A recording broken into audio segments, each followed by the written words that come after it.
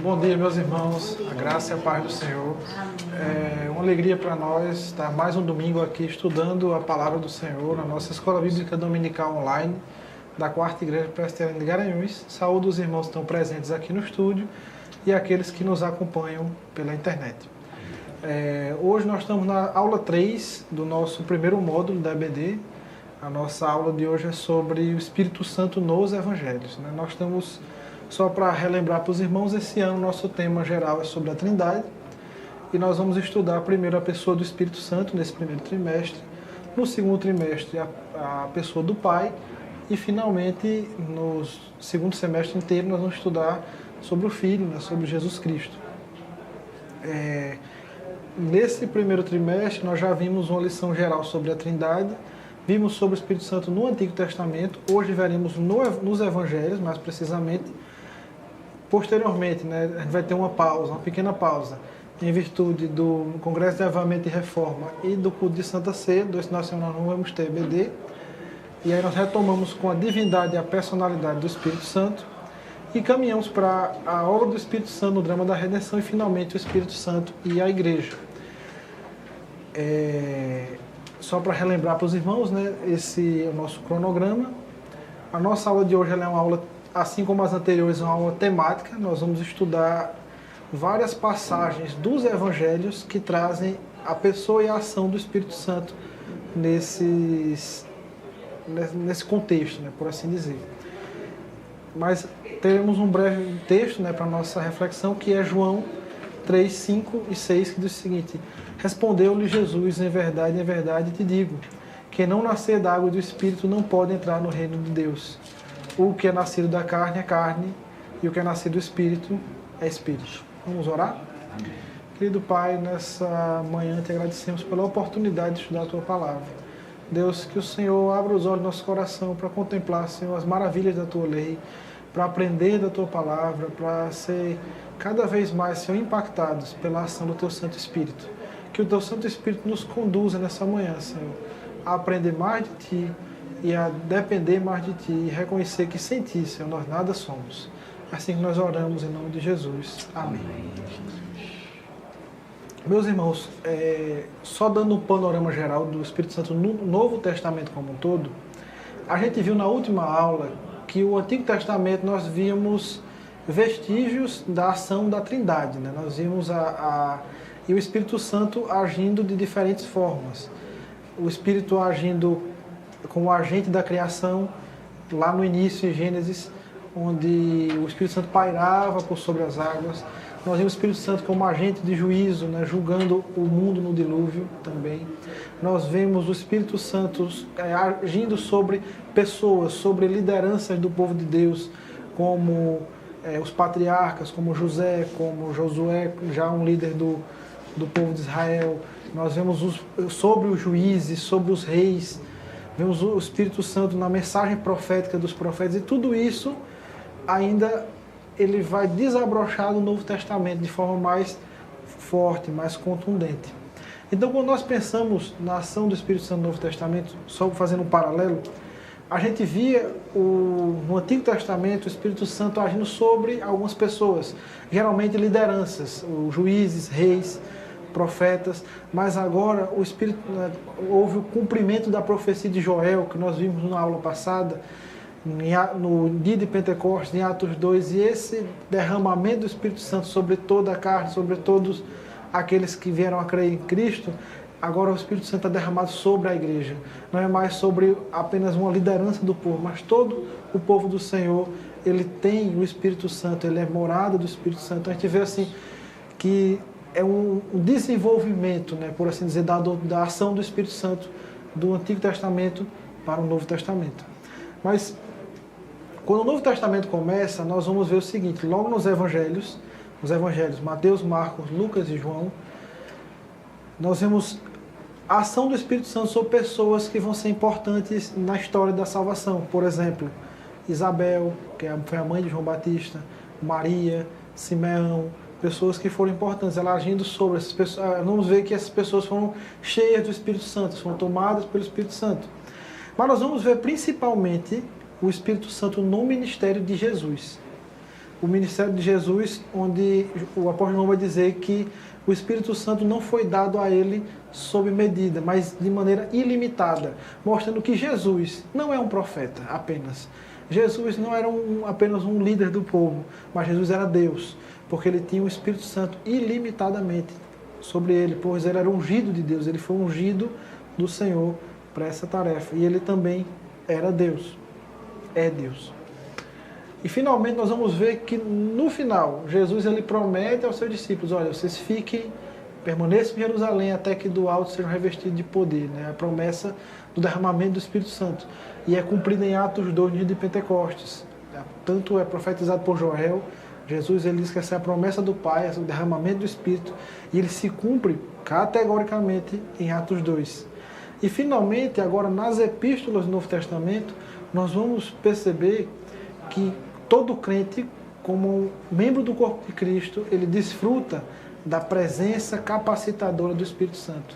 O Espírito Santo ele vai estar presente na nossa vida desde o início da nossa salvação. Ele vai atuar convencendo-nos do pecado, da justiça e do juízo. É o Espírito Santo quem vai operando na nossa vida para nos levar a crer em Cristo.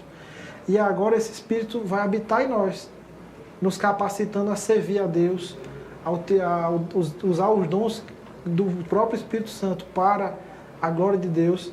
E também nós temos que entender que esse Espírito Santo ele não é uma força, mas ele é Deus, ele é uma pessoa. E nós podemos, ao pecar, entristecer o Espírito Santo, apagar o Espírito Santo. Então isso são coisas que são vistas na vida do crente. Hoje nós temos o Espírito Santo, mas se vivemos uma vida em desobediência à palavra de Deus, nós entristecemos esse Espírito Santo. A palavra de Deus nos deixa claro para nós. E nós podemos apagar o Espírito por uma vida em desobediência. Mas hoje o foco da nossa aula, assim, só quis mostrar resumidamente como o Espírito Santo está presente no Novo Testamento, né? Evangelhos, Atos, que é um livro histórico, e nas epístolas. Mas também hoje o nosso foco serão nos Evangelhos. Então os Evangelhos, eles são um grupo literário do Novo Testamento único, que são o objetivo dos Evangelhos, Mateus, Marcos, Lucas e João, é narrar a história de Jesus, seu ministério, seu ensino. E dentro desse livro a gente vê, são livros bem completos em termos de gêneros literários, porque ali você vai ter parábolas, ali você vai ter histórias sendo narradas. Então são livros que eles se caracterizam como um gênero bem específico do Novo Testamento. E nós vamos ter 3 evangelhos, os 3 primeiros, Mateus, Marcos e Lucas, como os evangelhos sinóticos. Eles são bem parecidos no sentido da forma que eles são narrados os acontecimentos. Por isso eles são chamados de evangelhos sinóticos. Sinóticos vem da ideia de ver juntos. Se a gente for ver, muitos textos são paralelos. Justamente quando nós lemos em sequência Mateus, Marcos e Lucas, e depois lemos João, nós notamos uma diferença no estilo do evangelho de João muito grande. E inclusive João é o evangelho escrito depois dele, né? Ele segue mesmo essa cronologia. Em termos cronológicos, nós entendemos que Marcos ele foi escrito primeiro, e Marcos foi escrito a partir de um relato de Pedro. Pedro ele relatou para Marcos e Marcos escreveu. Cada evangelho desse ele tem um foco, e ele retrata Jesus de um foco mais específico. Por exemplo, Marcos é um evangelho que ele é muito característico por sua objetividade. Marcos ele é muito resumido e tudo parece estar acontecendo muito rápido em Marcos, trazendo a ideia de Jesus como servo do Senhor. Por exemplo, em Mateus é evidenciado Jesus como rei, onde é muito falado sobre o reino de Deus e o reino dos céus. Entendeu? Cada evangelista ele traz uma ótica diferente. Sendo Mateus, Marcos e Lucas, os evangelhos sinóticos são muito similares nos relatos. Mas quando nós pensamos nesses evangelhos, de acordo com a ação do Espírito Santo, né, a menção do Espírito Santo, a gente tem que em Mateus são 12 vezes mencionado o Espírito Santo, Marcos 6 vezes, Lucas 17 e João 16. Então, nós vamos nos deter mais em Mateus, Lucas e João. A gente percebe que nos evangelhos, desde o começo, a gente tem eventos do ministério de Jesus que a gente já lembra de cara a presença do Espírito Santo. Por exemplo, no nascimento de Jesus. é que o Espírito Santo ia envolver Maria e ela ia gerar do Espírito Santo. Depois a gente vai ver Jesus sendo batizado. E no batismo de Jesus, o Espírito Santo ele se manifesta corporealmente como uma pomba.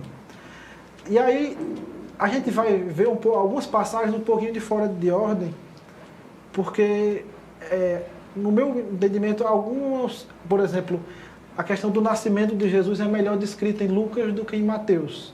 Então, quando a gente for ver as passagens de Mateus, a gente já vai começar mais adiante. Então, em Lucas, a gente começa do nascimento mesmo. Só para deixar os irmãos mais claros. E qualquer pergunta, irmãos, qualquer dúvida, os irmãos podem ficar à vontade para perguntar, para nós interagirmos. Então, eu queria começar, quando nós falamos sobre o Espírito Santo no livro de Mateus, já do capítulo 10. Apesar de que Mateus ele já começa falando do Espírito Santo no nascimento e no batismo de Jesus. Então, eu queria dar só esse salto. E o texto diz o seguinte, Mateus 10, 17 a 20. E acautelai-vos dos homens, porque vos entregarão aos tribunais e vos açoitarão nas sinagogas por minha causa.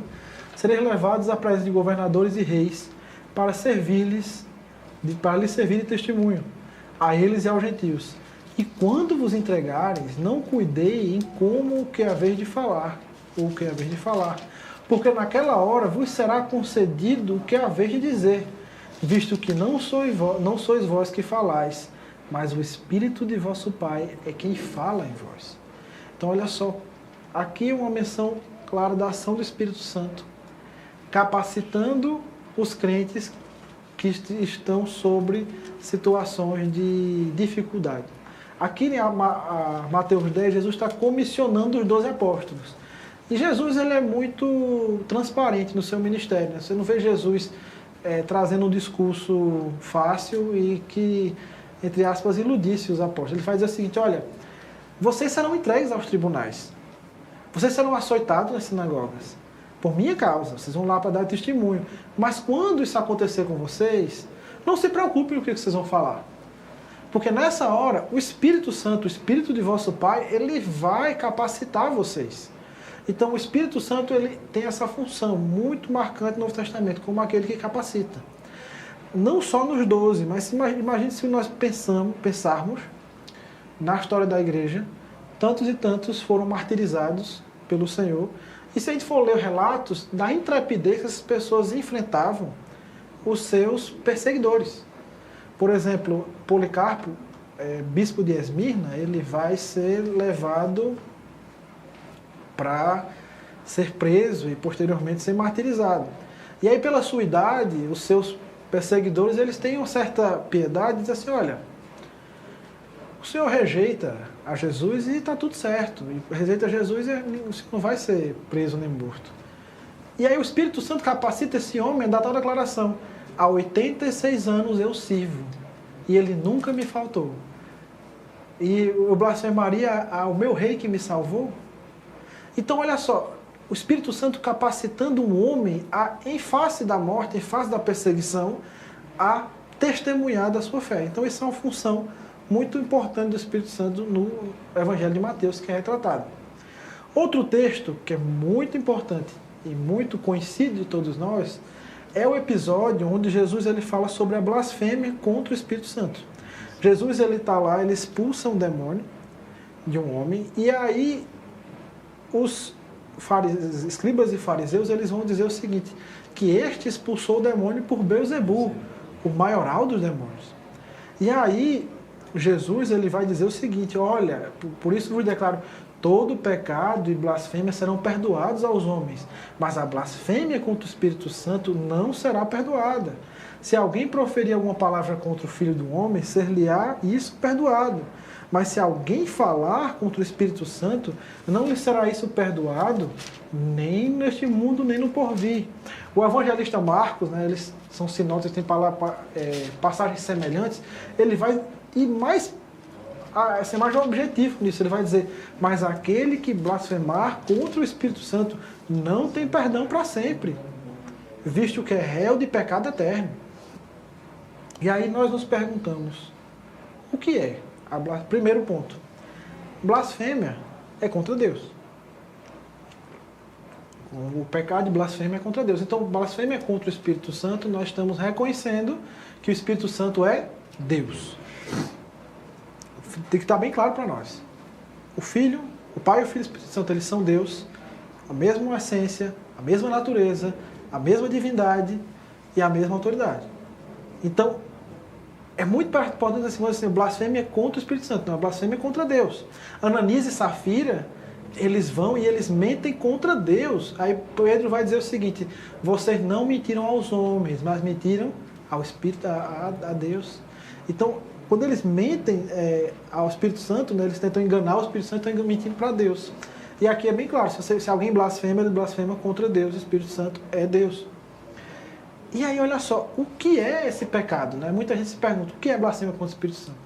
Então, a blasfêmia contra o Espírito Santo, no entendimento, no nosso entendimento, e de acordo com toda a passagem, se a gente pega o interior, é uma pessoa atribuir ao diabo as obras de Deus. Jesus, ele expulsa demônios. Jesus ele diz o seguinte, que se expulsa demônios é porque o reino de Deus vos é chegado. Quando o reino de Deus chega, os demônios saem. Porque Deus é Deus de toda a autoridade. E Jesus, na autoridade de Deus, na autoridade juntamente do Espírito Santo, ele expulsa esse demônio. Então aqueles homens vão atribuir esse ato, esse poder de exorcismo, expulsão de demônio, ao próprio demônio. Jesus, em outra passagem, vai dizer, se Satanás espera em Satanás, o reino dividido não vai subsistir. Então ele vai dizer o seguinte, que aqui nesse momento, quem está expulsando o demônio é Jesus, no poder do Espírito Santo. E aí agora, ele sente, olha, atribuir as obras de Deus ao diabo é a blasfêmia contra o Espírito Santo. E aqui, entendemos que não é algo que alguém faz enganado, mas é algo que alguém faz deliberadamente. E está muito relacionado ao pecado da apostasia, ou seja, de abandonar a Deus. Por que que esse pecado ele não tem perdão?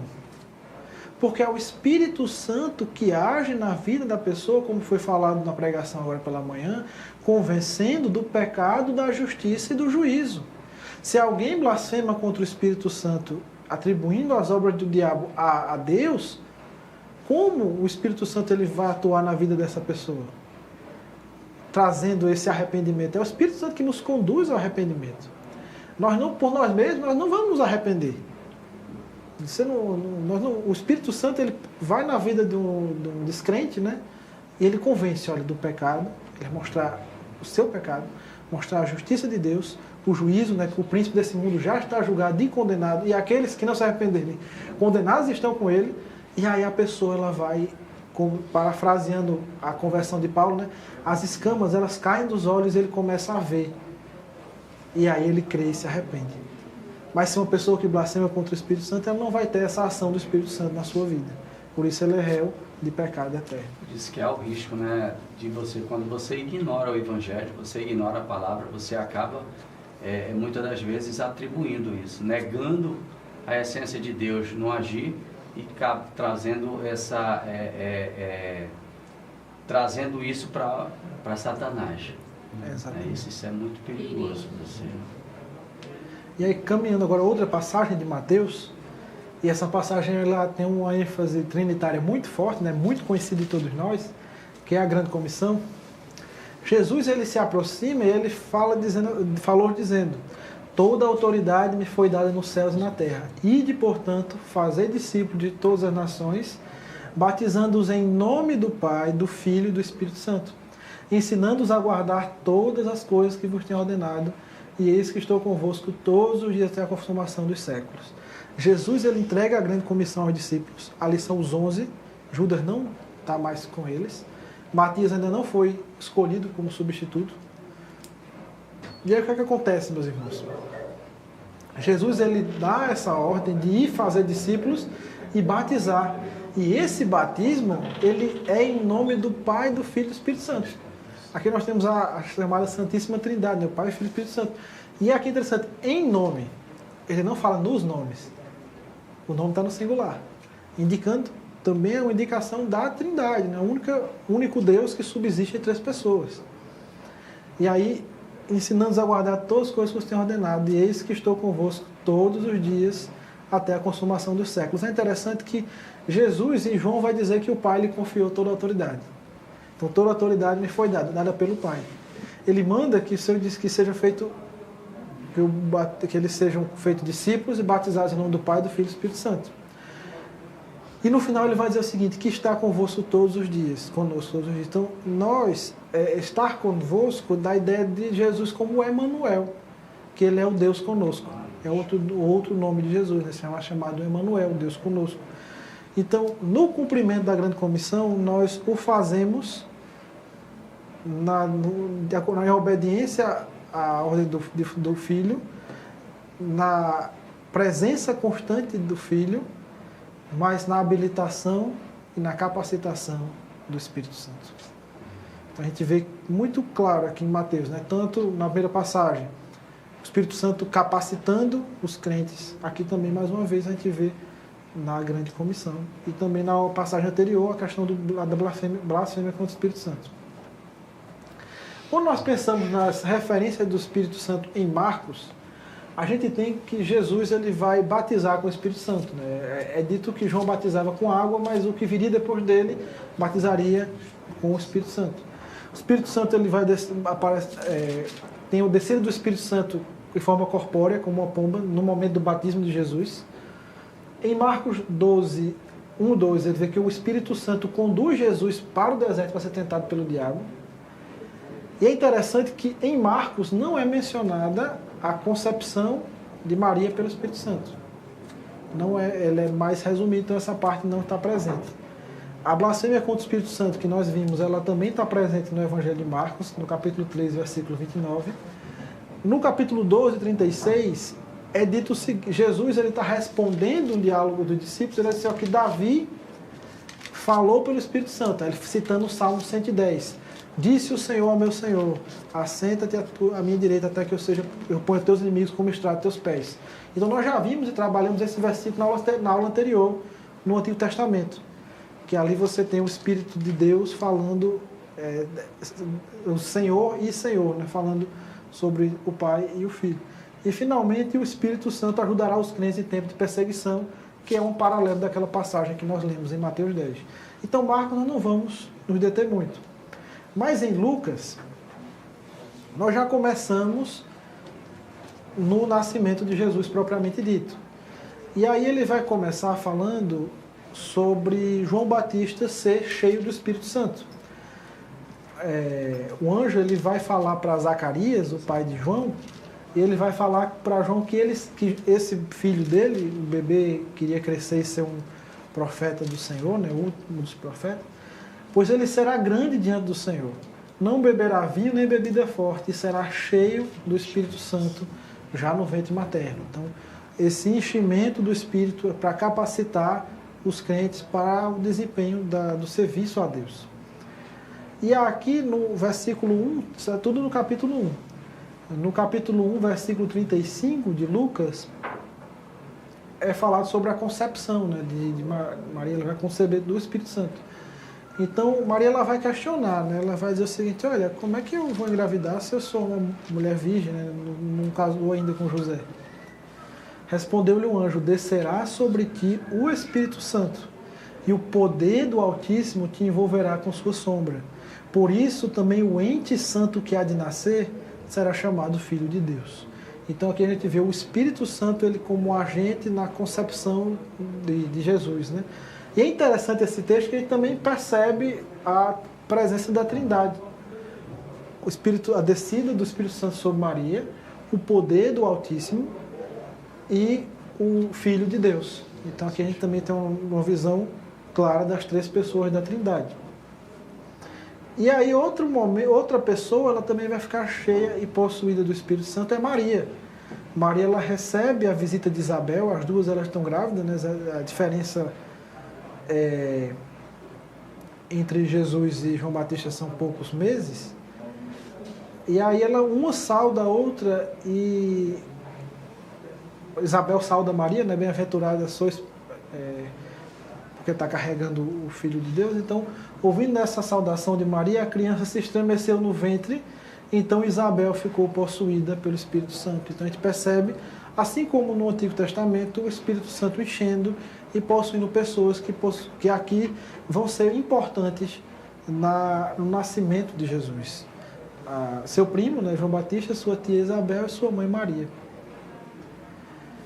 E aqui outro momento, esse é muito interessante, que é Simeão.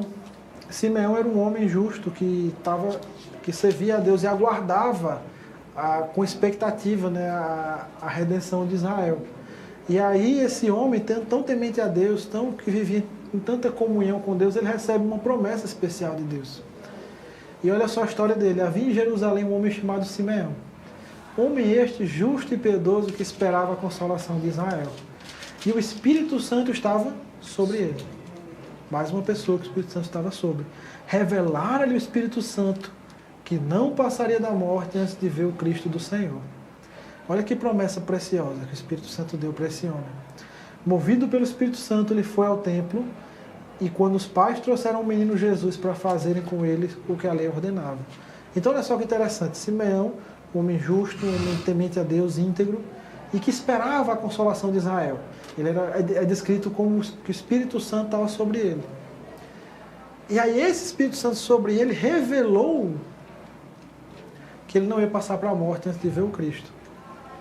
E aí quando os pais, né, de Jesus, José e Maria, eles levam Jesus para o templo para cumprir o que a lei ordenava, né, a apresentação ao templo e os sacrifícios, né, no caso de como eles eram humildes, de pombos.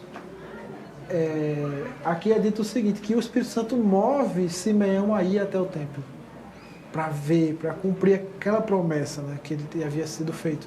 E aí Simeão vai dizer, olha, agora eu posso ser despedido em paz, porque os meus olhos viram, né, a salvação. E ele também profetiza para Maria, dizendo que do sofrimento que ela, como mãe, ia passar. Então a gente vê uma ação do Espírito Santo muito forte aqui em Lucas capítulo 2, enchendo pessoas, estando sobre pessoas, movendo pessoas e trazendo mensagens proféticas. No início do ministério de Jesus, é muito clara a ação do Espírito Santo. E logo depois do batismo, onde o Espírito Santo ele desce em forma corpórea, Jesus ele é levado para o deserto para ser tentado. Mas ele não vai levar para o deserto à toa, né? O Espírito Santo o guia para essa situação, para esse teste. Que assim como diz o texto de Lucas 4, 1 e 2. Jesus, cheio do Espírito Santo, voltou do Jordão, né? Acabou de ser batizado, e foi guiado pelo mesmo Espírito no deserto, durante 40 dias, sendo tentado pelo diabo. Nada comeu naqueles dias, aos fins dos quais teve fome.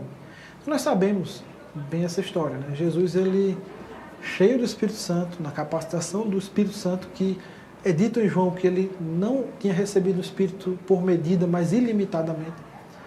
Ele está no deserto e ele passa 40 dias, né? Nada comeu, jejum. E ao final dos dias de tempo ele teve fome. E ele é tentado pelo diabo. O diabo ele vai fazer algumas tentações, né? Primeiro ele pede que ele transforme pedras em pães. Ele mostra, o coloca no pináculo do templo para que ele salte e que os anjos iriam segurar, né, para que não tropeçasse nenhuma pedra, citando na própria Escritura. E finalmente ele diz assim, olha, tudo isso aqui é meu, né? Mostra os reinos do mundo e a glória deles. E ele disse que daria tudo a Jesus se ele prostrado o adorasse. E Jesus ele vence as 3 tentações de Satanás pela palavra. A primeira, né, ele vai dizer que nem só de pão viverá o homem, citando Deuteronômio. A segunda, ele vai dizer que não tentarás o Senhor teu Deus. E finalmente ele vai dizer que ao Senhor teu Deus adorarás e só ele darás culto. E ele vence o inimigo pela palavra por também estar cheio do Espírito Santo. E após vencer as 3 tentações, ele agora começa o seu ministério na Galileia. E esse ministério ele é iniciado, como Lucas 4,14 diz, então Jesus, no poder do Espírito, regressou para a Galileia e sua fama correu por toda a circunvizinhança. O ministério de Jesus ele foi um ministério no poder do Espírito. É muito significativo isso para nós. Ainda no capítulo 4 de Lucas, tem um fato muito importante. Nós vimos na última aula, e é importante mencionar, nós lemos também esse texto, que Jesus ele vai até a sinagoga e ele abre o livro de Isaías e ele interpreta a profecia de Isaías 61. Ele vai dizer o seguinte: então lhe deram um livro do profeta Isaías e abrindo-lhe o livro achou o lugar onde estava escrito: o Espírito do Senhor está sobre mim, pelo que me ungiu para evangelizar os pobres. Enviou-me para proclamar libertação aos cativos e restauração da vista aos cegos, para pôr em liberdade os oprimidos e apregoar o ano aceitável do Senhor.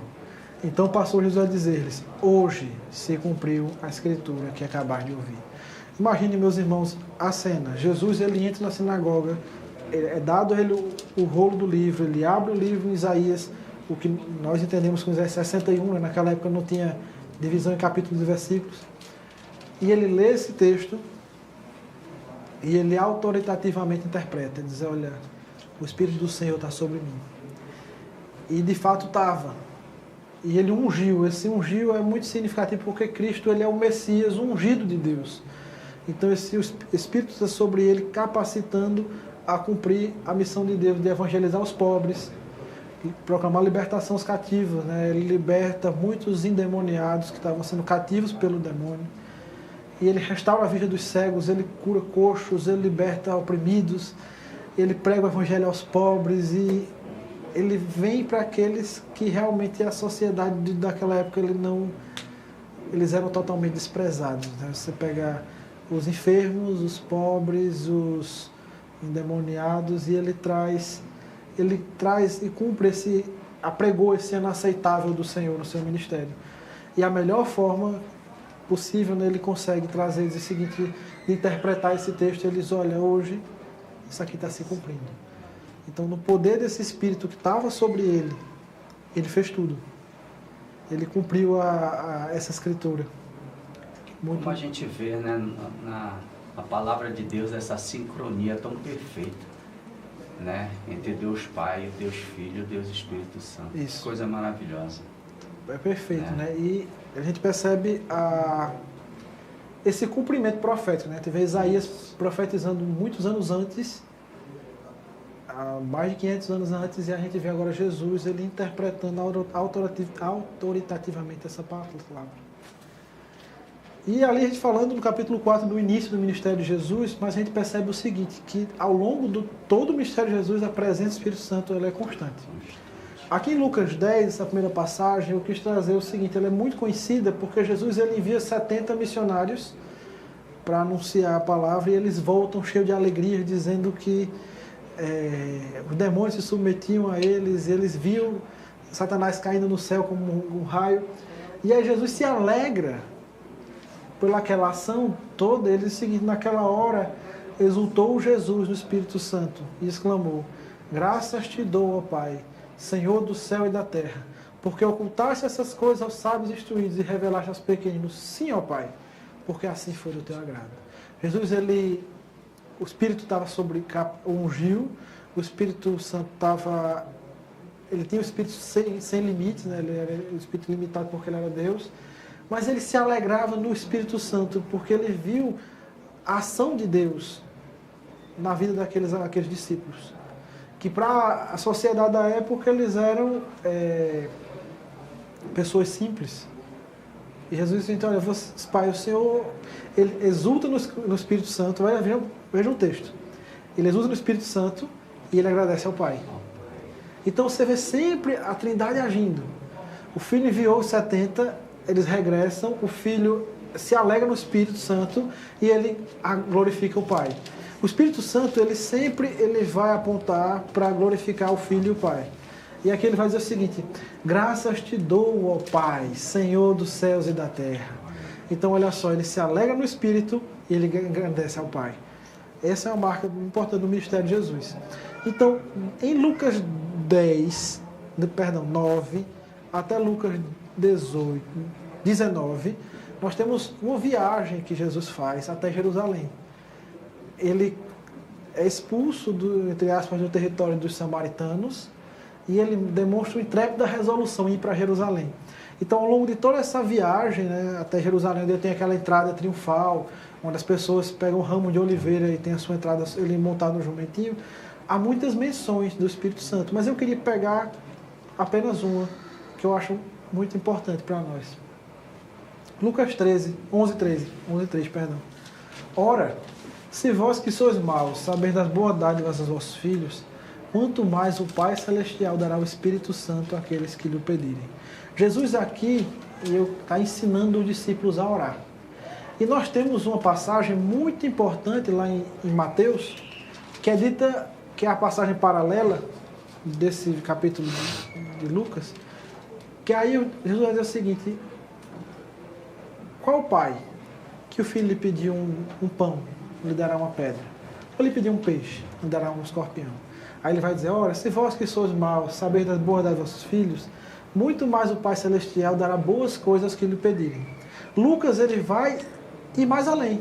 Ele vai dizer: muito mais o Pai Celestial dará o Espírito Santo àqueles que lhe pedirem. O Espírito Santo, ele é a soma de todas as boas dádivas que Deus pode dar a uma pessoa. A maior dádiva que Deus pode dar, a exceção da salvação, né? Após a salvação, é a presença do Espírito Santo conosco. Davi, ele vai dizer o seguinte: não me repulse da tua presença, nem me retires do teu Espírito.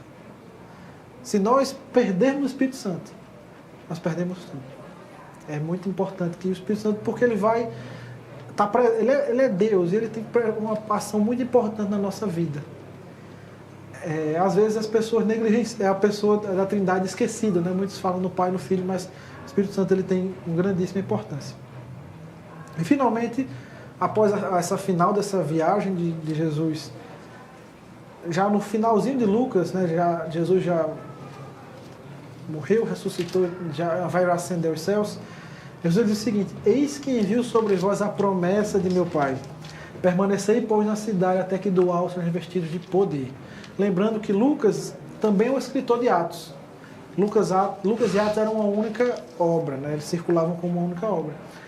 Então aqui ele vai trazer essa promessa. Olha, a promessa do meu Pai. Que promessa é essa? É o derramamento do Espírito Santo profetizado por Joel. E ele vai dizer: permaneçam em Jerusalém até que do alto seja revestido de poder. Isso acontece aonde? Em Atos 2. Quando eles estão lá e o Espírito Santo desce sobre ele com línguas como de fogo, eles anunciam o Evangelho, e as pessoas, os judeus de toda a terra, que estão ali para celebrar a festa do Pentecostes, eles ouvem na sua própria voz as grandezas de Deus. É interessante isso, porque imagine que eles, galileus, humildes e incultos, eles cheios do Espírito Santo, agora eles vão anunciar a grandeza de Deus. E você tem ali um judeu que veio da Arábia, que fala árabe, ele está lá, e ele escuta aquele galileu falando em árabe. E ele não entende. E ele entende, né? E glorifica a Deus, na verdade. E quem não entende são esses outros que estão ali, os líderes religiosos, e vão dizer: não, eles estão bêbados. Aí Pedro vai dizer o seguinte: não, esses homens não estão embriagados.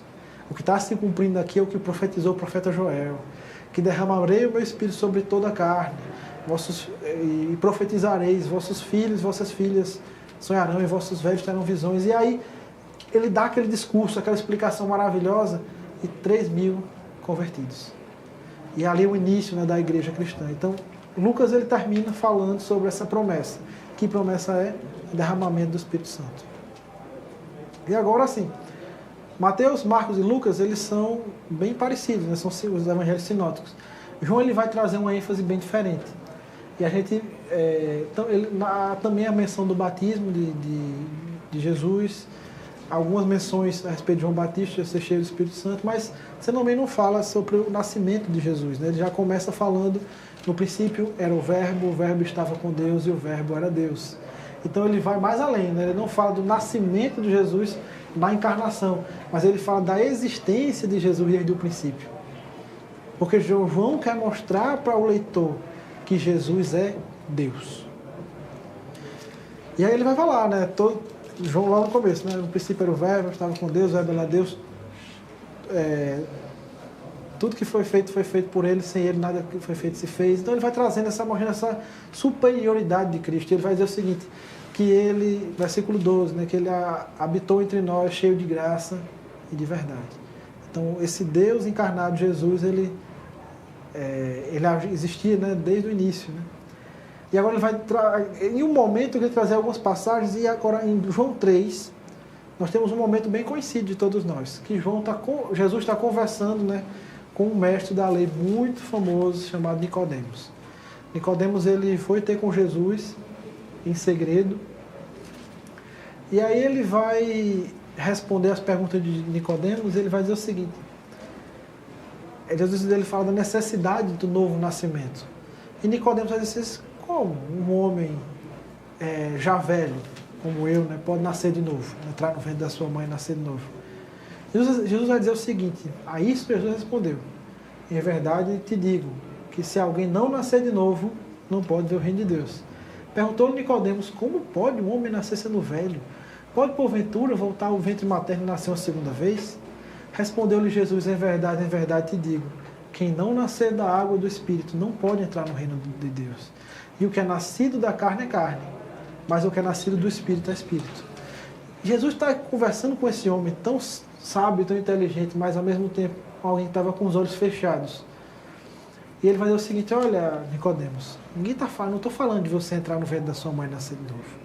A gente está falando do novo nascimento, que aqui ele diz que traz como nascer da água e do Espírito.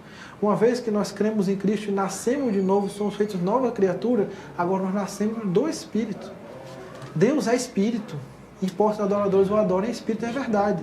Então alguém só consegue adorar a Deus se nascer de novo, se também nascer do Espírito, para poder adorar a esse Deus, Espírito é verdade. E Nicodemos não estava entendendo isso. Ele era mestre de Israel, mas ele não entendia essas coisas. Jesus agora depois ele vai... na verdade houve um equívoco, né? Aqui falando sobre Jesus, ele... na ordem dos slides, esse era para vir primeiro, falando sobre o batismo de Jesus, e aqui João testemunhou dizendo: viu o Espírito descer do céu como pomba e pousar sobre ele. Eu não o conhecia. Aquele, porém, que me enviou a batizar com água disse: aquele que vires descer e pousar o Espírito, esse é o que batiza com o Espírito Santo. Então, João tinha sido revelado a João que o Messias, né, Jesus, ia ser aquele que vire sobre descer e pousar o Espírito, né, o Espírito Santo descendo em forma corpórea como pomba. E ele é muito característico de dizer que este é o que batiza com o Espírito Santo. Então, Jesus, ele é aquele que traz esse batismo com o Espírito Santo, ele é aquele que tem um novo nascimento. E aqui entendemos o batismo com o Espírito Santo como o Espírito Santo sendo dado aos crentes. A gente não está tratando esse batismo com o Espírito Santo no entendimento da glossolalia, né, do falar em línguas, como interpreta o ensino pentecostal, como uma segunda bênção, mas sim como o Espírito dado aos crentes no ato da conversão do novo nascimento. Todos nós, quando uma vez cremos em Cristo e nascemos de novo, recebemos o Espírito Santo. E aí, diferentemente do entendimento pentecostal, de que o Espírito Santo é dado depois da conversão como uma segunda bênção. Nós entendemos que o Espírito Santo é dado no ato do novo nascimento. E ainda nessa ideia, Jesus agora conversando com uma mulher samaritana, é muito interessante porque o ensino de Jesus ele traz um ensino muito profundo para uma pessoa só. Jesus ele trouxe esse ensino muito profundo sozinho para Nicodemos, e agora ele está ali naquele poço em Sicar, e falando com aquela mulher samaritana ao meio-dia, e Jesus ela faz uma pergunta a Jesus muito oportuna, diz: olha, os judeus adoram no templo em Jerusalém, nós samaritanos aqui no monte Gerizim, qual é o lugar certo de adorar a Deus? Aí Jesus respondeu o seguinte: olha, mas vem a hora, e já chegou, que os verdadeiros adoradores adorarão o Pai em espírito e em verdade, porque são esses que o Pai procura para seus adoradores. Deus é espírito, importa que os seus adoradores o adorem em espírito e em verdade. Jesus está dizendo o seguinte: olha, moça, mulher samaritana, você está equivocada. Os verdadeiros adoradores, eles adoram o Pai não no lugar físico, não em Jerusalém, no templo, não no Monte Gerizim, mas adoram... Deus é Espírito. E aqueles que nasceram de novo, nasceram do Espírito, adoram o Pai em qualquer lugar, não geograficamente limitados, mas eles adoram em Espírito e em verdade. Então é outro ensino muito importante de Jesus sobre o Espírito Santo, né? Ele vai também dizer o seguinte, que as palavras, suas próprias palavras, elas são espírito e vida. Jesus, em João 6,63, ele diz: o espírito é o que vivifica, a carne para nada aproveita, as palavras que vos tenho dito são espírito e são vida. Outro discurso muito importante de Jesus é na festa dos tabernáculos. Jesus está lá no último, no grande dia da festa, ele se levanta e exclama: se alguém tem sede, venha a mim e beba. Quem crê em mim, como diz a Escritura, do seu interior fluirão rios de águas vivas. Isso ele disse com respeito ao Espírito, que haviam de receber os que nele crescem, pois o Espírito até aquele momento não fora dado, porque Jesus não havia ainda sido glorificado. A gente vai ver mais adiante agora, em João, o cumprimento disso aqui. João vai relatar Jesus falando sobre o outro Consolador. No discurso de despedida de Jesus, ele sabe que ele vai morrer e ir para junto do Pai, morrer, ressuscitar e ir para junto do Pai, e aí ele vai dizer o seguinte: os discípulos estão tristes, mas ele vai dizer: olha, não vou deixar vocês órfãos, eu vou enviar outro Consolador, que é esse texto aqui de João 14, 16 a 18, que é o cerne da doutrina do Espírito Santo em João.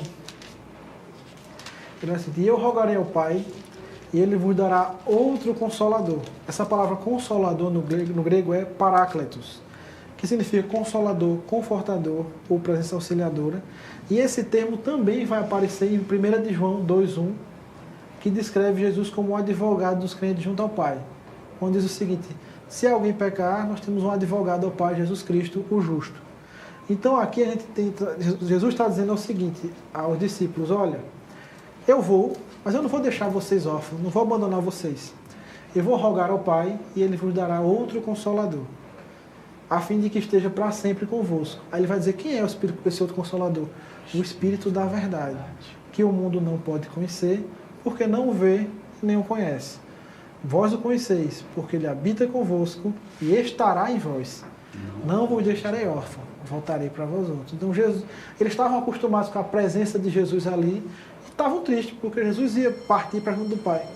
Aí ele dizia: não, ia se tristecer naturalmente. Jesus disse: olha, não fique triste. Eu vou rogar ao Pai, ele vai mandar outro Consolador, que é o Espírito Santo. E aí se cumpre, né, aqui o que foi falado em João 7, 37 e 39, a respeito dessa promessa do Espírito que ainda não tinha sido dado ainda, porque Jesus não tinha morrido, ressuscitado e ascendido aos céus para que o Espírito descesse para eles. Então, esse outro Consolador, esse Espírito da verdade, ele é mencionado umas 4 vezes em João, esse termo Paráclitos. E ele tem 3 pontos importantes, né? 4 pontos importantes. Esse Espírito ele trará a lembrança de tudo que Jesus ensinou. João 14, 26. Ele junto com os seguidores de Jesus, testificará a respeito de Jesus. Ele, através dos seguidores de Jesus, convenceu o mundo do pecado, da justiça e do juízo. Isso aqui a gente já mencionou. Ele guiará os seguidores de Jesus em toda a verdade e revelará o que está por vir. Então, são funções do Espírito Santo que é mencionadas em João, que a gente não tem tempo para discorrer cada uma delas. Mas eu queria falar de uma delas em especial. Olha só sobre o papel do ministério do Espírito Santo. Ele vai dizer o seguinte: Jesus diz aos discípulos, né, no seu discurso: tenho ainda muito a que vos dizer, mas vós não podeis suportar agora. Quando vier, porém, o Espírito da verdade, ele vos guiará a toda a verdade, porque não falará por si mesmo, mas dirá tudo o que tiver ouvido e vos anunciará as coisas que eu de vir. Ele me glorificará, porque é de receber o que é meu e vou-lo-á de glorificá-lo. Olha só, vou-lo-á de anunciar. Aqui ele está falando um ponto muito importante sobre o ministério do Espírito Santo. O ministério do Espírito Santo, ele não é centrado na pessoa do Espírito Santo, mas o ministério do Espírito Santo, ele tem foco de glorificar o Filho. Imagine que o ministério do Espírito Santo é como um holofote. Você chega no teatro, numa apresentação, e você tem um holofote, naquela luz, e ele está direcionado para destacar alguma coisa. Um artista principal, uma cena, alguma coisa. O Espírito Santo, ele vai agir dessa forma, ele destaca, ilumina e glorifica o ministério de Cristo, a pessoa de Cristo. Ele não vai falar por si mesmo, mas vai anunciar, mas vai trazer luz àquilo que Cristo já anunciou. Ele vai glorificá-lo, porque há de receber o que é meu e vos há de anunciar. Então a função do Espírito, o ministério do Espírito Santo, ele é um ministério centrado na pessoa de Cristo. Você percebe nas pessoas da Trindade isso. Por exemplo, o Pai envia o Filho e o Filho em obediência ao Pai. Não porque ele é inferior ao Pai, mas nos desígnios de Deus, no plano da redenção, o Pai tem autoridade sobre o Filho. Aqui é o Espírito Santo tendo um ministério de glorificar o Filho. Então essas pessoas da Trindade, elas estão trabalhando juntas. E finalmente, meus irmãos, João termina falando sobre o momento que Jesus aparece aos discípulos e enche-os com o Espírito Santo. Disse, pois, Jesus outra vez: a paz seja convosco. Assim como o Pai me enviou, eu também vos envio. E havendo dito isso, soprou-lhe sobre eles e disse: recebei o Espírito Santo. Então, aqui Jesus aparece para os discípulos, envia eles, assim como o Pai havia enviado, e enche-os com o Espírito Santo. Aqui é um prenúncio do que iria se cumprir em Atos 2. Aqui é um início, né, mas o cumprimento total é visto em Atos 2, onde o Espírito Santo desce sobre os discípulos ali em Jerusalém. E aí, como conclusão, o papel do Espírito Santo nos evangelhos é testemunhar Cristo, capacitá-lo para a sua obra, preparar os discípulos e anunciar a futura atuação do Espírito na igreja. Ele não apenas revela quem é Jesus, mas também capacita os crentes a viverem segundo a vontade de Deus. Sua atuação nos evangelhos antecipa a vinda do Espírito em Atos, demonstrando que a obra de Cristo não termina com sua ascensão, mas continua pela ação do Espírito na igreja até a consumação dos séculos. Hoje, nós estamos vivendo a igreja, ela caminha de acordo com a atuação do Espírito Santo e vai assim caminhar até o confim dos séculos, a consumação dos tempos. Perdão. Vamos orar, meus irmãos? Pai, te agradecemos por mais um momento de estudo que o Senhor nos concede, onde nós podemos contemplar, Senhor, a ação, a pessoa e a grandeza do Espírito Santo. Pai, nos leva a ser pessoas cheias do Espírito Santo. Servos teus, Senhor, que são úteis e vivem de acordo com a tua vontade. É assim que nós oramos, Senhor. Em nome de Jesus. Amém.